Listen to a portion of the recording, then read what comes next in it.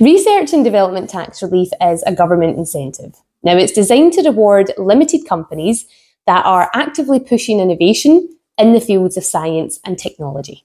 What is it you get? Well, it's either a cash injection or a reduction in your corporation tax liability. And even though I've been in the industry for 5 years, I still understand why many claimants find this topic complicated. So what exactly does it mean? It basically means if you are considering yourself to be an industry leader and you're always looking for ways to improve products and processes and machinery and tools in your industry, well, there's a good chance that you're probably going to have to carry out some form of innovation to reach these new goals.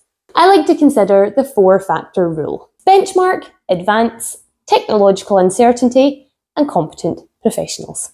Where I find most companies tripping up is when it comes to knowing the difference between product innovation and process innovation. So let's look at a product example. At one point in history, the benchmark of TVs was black and white, until 1928 when John Logie Baird invented colour TV. Now, how did he do that? Because the science and technology at that point in history certainly wasn't readily available, and there was always risk that it was never going to work. So what did John and his team do?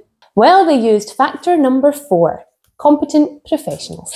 Experts who threw themselves into a series of experimentation, trialing, testing, feasibility studies, going back to the drawing board, reiterations, redesigns, failing time and time again until they reached their desired goal.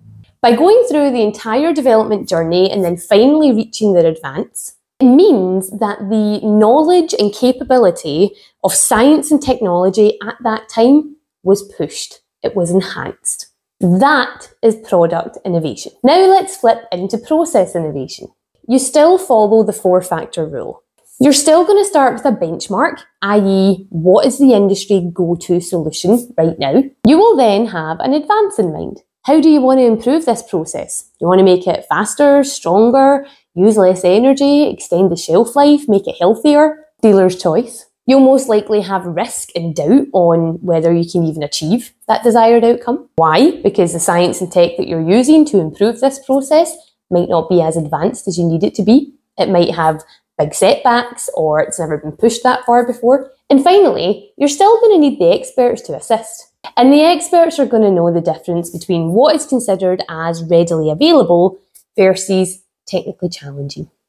That is all R&D as well. So if you think your projects follow the 4-factor rule, then the best advice I can give you is start talking to an R&D expert about your potential to make a claim.